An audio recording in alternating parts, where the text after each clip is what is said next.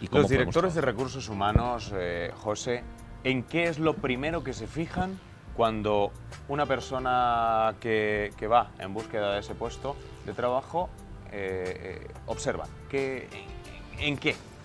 ¿Qué le ven? ¿Actitud Eh, o el- aptitud? ¿Con C o con P? A ver, la actitud es lo más importante, ¿vale? Planificación, conocer y actitud. Eso es lo más importante, son las tres claves que iba a daros. Por tanto, has dado en el clavo, ¿no? La actitud es fundamental. No siempre el director de recursos humanos es que el que hace las entrevistas o busca, quiero decir, intervienen muchas personas o muchos técnicos o muchas consultoras o no, ¿eh? Depende de cada organización. Pero un proceso de selección es una cebolla en el que vamos quitando piel, ¿no? Y vamos yendo más al grano de la persona que quiero buscar. Tanto, la información es muy importante, de verdad. La persona que tienes delante quiere saber, el empleador quiere saber que realmente sabes a la empresa a la que estás optando, que sabes del puesto, lógicamente que sabes técnicamente las habilidades y tienes la formación que se requiere y que eres un profesional de aquella materia. Pero la actitud es importante, claro que es importante. Porque cuando llegamos al final de un proceso de selección y tengo 5, 7 o 10 o 15 personas como finalistas, todas son muy buenas y muy buenos. Y todos están en la línea de finalistas, en la línea de éxito, vamos a decir, pero tengo que tomar la decisión de contratar a uno o a una entre 15 o entre 10. ¿A quién contrato? A aquella persona que tenga mejor actitud, que esté más comprometido o comprometida, que tenga más pasión por las cosas que hace. Al final es la lluvia fina, es leer lo fino. La actitud es fundamental. Siempre decimos que una persona con una actitud no del todo positiva hace muchísimo más que una persona con toda la experiencia, toda la formación del mundo sin esa actitud. Por tanto, la actitud es un grado, claro. La actitud, que todos lo recuerdan, la actitud. De todas formas, José, existen varios tipos de entrevista, ¿no? Porque un entrevistador puede decir, bueno, esta persona habla mucho, parece que no escucha, entonces voy a intentar yo que haga una escucha activa y a ver si me respeta, porque también hay gente que no respeta y que está todo el rato hablando. Entonces, en ese caso, también hay que saber, el que se va a entrevistar, el mantener su sitio, ¿no? Porque también por otro lado está el que dice, bueno, cuéntame de ti. Y entonces tú eres el que tienes que estar ahí, pues en la entrevista hablando todo el rato sobre tu vida, sobre tus experiencias, sobre si has viajado, también un poco la mundología influye, ¿no? En muchas ocasiones los idiomas. Bueno, lo que dices, Lorena, son formas diferentes de un entrevistador de hacer entrevista. El que te dice, oye, háblame de ti, y no te comenta nada, nada más y te deja hacer, pues lo que quieres es ver por dónde sales. Cuando la pregunta es muy abierta, lo que yo pretendo es saber hacia dónde te vas, cuál es lo que te es más cercano, hacia tu mente, hacia dónde se orienta, porque eso es lo que más te interesa o lo que más estás acostumbrado. Cuando te hago una pregunta cerrada, oye, sí o no, o blanco y negro, no sé, por discernir un poco. Por lo tanto, son técnicas de entrevista. No significa que el entrevistador tenga mucha idea o no tenga ni idea, sino que lo hace con un sentido, ¿no? También con la personalidad, ¿no? Que cuando, por ejemplo, tú vas a entrevistar a alguien, depende también a quién vayas a entrevistar por su actitud. En un principio también puedes guiarte, ¿no? No, la entrevista suele ser bastante estándar. Quiero decir, ¿Sí? dado un puesto y un perfil concreto, pues utilizaré aquellas técnicas o herramientas de entrevista más útiles para el público objetivo, para el tipo de candidato y para el tipo de puesto que quiero cubrir. No lo voy a ir modulando en función de la persona. Entonces, digamos, los criterios de medición son diferentes. Pero es cierto que la entrevista la lleva siempre el seleccionador o el empleador o el entrevistador, sea la persona que decide o no. Por lo tanto, ponerme a hablar mucho quizás no es lo mejor. Practicar la escucha activa, como muy bien decías, pues eso se pide a todo el mundo, independientemente de la capacidad de decisión, responsabilidad que tenga. Entonces, saber escuchar, que es algo que puedo poner en práctica en una entrevista, en una conversación como ahora, es extraordinariamente útil y necesario, ¿vale? Cuanto mayor responsabilidad, más importante es. Y el que sabe escuchar, se ve, es algo que se nota. Yo siempre digo que cuando vas, y ahora que de unos años, de muchos años para acá, cada vez es más importante las habilidades, en la entrevista y en el mundo laboral y personal en general, porque son las que marcan la diferencia. Si yo siempre digo que no sirve de nada decirle a otro en una entrevista de trabajo o en un café con un amigo las habilidades que yo tengo. Lo importante es que se puedan ver. Por lo tanto, si lo que quiero demostrarte es que tengo capacidad de escucha activa, por coger el ejemplo, voy a poner en práctica mi escucha activa. Que tú puedas, cuando me estás mirando como ahora, percibir que yo tengo una enorme capacidad de escucha activa. Entonces ya no te lo digo, te lo estoy demostrando. No es cierto que unas habilidades y otras son más fáciles o más difíciles de poner en práctica y visualizarlas, pero más o menos se puede hacer.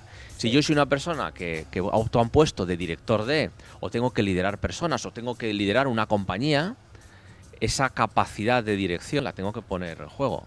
Y es ser cercano, dar confianza, pero también marcar la autoridad, que no ser borde, ¿eh?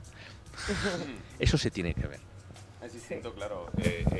Ser jefe a ser un buen jefe es muy distinto. Claramente. Y eso se ve desde el momento de... Eso se ve en un minuto, Claro. o menos. Estuvimos hablando de la diferencia entre jefe y líder la última vez. Sí, ¿Te cierto, acuerdas? cierto. Sí, ¿Recuerdas? sí. Hablamos de liderazgo y estuvimos hablando de esto. Ajá. Ahora, José, hemos hablado del principio del tema de hoy con respecto a la seguridad o el empaparse, el llenarse de información antes de asistir a una entrevista de trabajo. ¿Eso nos ayuda a controlar esos nervios que también nos invaden de vez en cuando al momento de afrontarnos a... Es que cada persona es tan diferente que depende de la persona. Yo te diría que la planificación, el conocimiento de... Soy muy pesado, pero es que es una clave. La planificación de tu entrevista y el conocimiento de la empresa, del puesto, de la persona que te va a ver, de si es más afable, menos afable, si es posible saberlo, del tipo de empresa que va a hacer la selección, es fundamental. Tener seguridad en uno mismo no es ir ahí como caballo desbocado y me lo sé todo. Es ser realista y ser consecuente y ser consciente de las fortalezas y de las áreas de mejora que tengo, como todo el mundo. Yo tengo muchas áreas de mejora, yo personalmente, y entiendo que vosotros, no lo sé, pero también tendréis áreas de mejora. Claro. Y tendréis fortalezas. Si yo voy a una entrevista de empleo y demuestro y soy seguro de las fortalezas que tengo, que son más grandes que las áreas de mejora... Creer en uno mismo es un principal secreto, una principal clave, ¿no? De eso se trata. Y por supuesto, hacer una lectura de background, de la experiencia que tengo, de cómo lo he hecho y de la lluvia fina que puedo sacar de ahí. Es decir, no es tan importante las cosas que hago, sino cómo las hago. Y es lo que más le interesa al entrevistador. Él también el día antes o días antes, cuando te estás preparando una entrevista, el potenciar esas virtudes e intentar pues ir disminuyendo esos defectos que puedas, pues todos tenemos defectos, ¿no? Es importante el que no se vea el día de la entrevista cuáles son esas carencias, ¿no? Por decirlo de algún modo. Perdona que te corrija, Lorena, pero es que no son defectos. O sea, no son cosas que hago mal, son cosas que quizás no he hecho. A veces me dicen, oiga, ¿y por qué usted no tiene la habilidad tal? Porque nunca me la han exigido, nunca la he tenido que poner en juego. ¿Por qué no sabes hacer tal cosa? Es que nunca he estado en un trabajo o en mi vida personal no he estado en la disyuntiva de hacer tal cosa. Por lo tanto, esa habilidad o ese conocimiento, esa experiencia, no lo tengo desarrollado. Sí, es como que lo tienes un que área de desarrollar. mejora. Es un área de mejora. No significa que sea un defecto. Un defecto es que necesito hacer algo, tengo que hacerlo, porque me lo exige mi empresa, y no lo hago. O lo hago mal de forma reiterada. Eso es un defecto. A trabajar. Pues es un área de mejora en un nivel supino, si quieres, ¿vale? Pero todos tenemos áreas de mejora. Tengo que ser consciente de ellas, pero no el día antes. El día antes quizás es muy precipitado. Es muy precipitado. Precisamente por ese camino. Hay muchísimos jóvenes, de hecho, un índice de juventud en el paro, que están deseosos de tener o ese primer empleo o segundo empleo, vamos, un empleo que en realidad les pueda permitir ese desarrollo profesional, porque en muchas empresas se pide experiencia, una experiencia que la mayoría de los jóvenes no tienen. Entonces, ¿cómo un joven puede afrontar esa entrevista de trabajo teniendo tan poca experiencia? Es la pregunta de las preguntas más habituales que hace la gente joven o la gente que está estudiando. Mira, los jóvenes de hoy, 2013, tienen una ventaja que no tenían los que estudiábamos o buscábamos empleo hace algunos años, y es que primero hay una apertura enorme a salir al extranjero, cosa que en mi época, aunque yo soy tremendamente joven, pues no había, ¿verdad? Por supuesto, hombre. Y segundo, que el mundo colaborativo, tal y como lo conocemos hoy, hace 10 años no existía. Es decir, cuando yo buscaba empleo, o cuando nosotros buscábamos empleo, o estabas dentro de la compañía o estabas fuera. Es decir, o te contrato o no te contrato. O te hago un contrato de prácticas o eres becario. Pero quiero decir, o estás dentro de la organización o estás fuera. Hoy no es tan así y cada vez va a ser menos así. Puedes colaborar con una compañía desde fuera sin tener una relación contractual, mercantil, sin ser becario, porque el mundo colaborativo es muy grande. Esa oportunidad que es nativa, por supuesto de todo el mundo, pero sobre todo de los jóvenes, la pueden aprovechar. Si yo no tengo trabajo, puedo colaborar con un docente, con un profesor, con un consultor, con diferentes empresas, de forma interesada o desinteresada, ganando dinero o sin ganarlo. Pero puedo entrar en esa rueda que me va a permitir tener experiencia y adquirir una serie de conocimientos, de práctica, de profesionalidad, que cuando empiece a trabajar me va a permitir estar en un nivel mucho más alto que el resto de la gente que son mi competencia en el mercado laboral. Eso es lo primero. Y lo segundo, con el tiempo, con la edad y con la experiencia, uno se da cuenta de que cuando no tienes experiencia, lo único que puede valorar de ti es el potencial. Cuando tienes experiencia, lógicamente te piden cuentas, entre comillas, de qué has hecho, qué no has hecho, qué resultados has llegado, qué has hecho mejor, qué has hecho peor, ¿no? Porque hay un histórico, sí, y eso es lo que se quiere, por supuesto. Cuando no tienes ese histórico, porque no tienes ninguna experiencia, lo único que puedes aportar es formación y potencial, y actitud, perdón.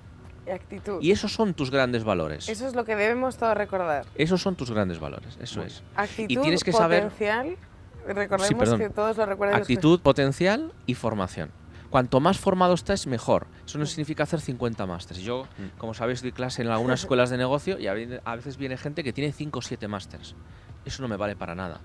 Si tienes 2 másters o uno, que ya es mucho, en una práctica concreta y te sigues formando en esa práctica, que no significa hacer más másters, porque te quieres hacer un gran experto en eso. Claro. Si te formas en todo, al final no eres especialista de nada. Y la especialización hoy en día es muy importante. Es muy importante, porque eso es cierto, que cada vez se van haciendo más cursos, más másters y más de todo, pero hay que especializarse en algo. Y tenemos que saber, o recomiendo a la gente que busca empleo, saber qué tipo de empresa quiere trabajar. No vale cualquier empresa. Yo no encajo con cualquier empresa. Vosotros no encajáis, por lo que nos conocemos, con cualquier tipo de empresa. Los valores que tenéis no son los valores que tienen determinadas compañías, por lo tanto es mejor que no trabajéis allí y viceversa.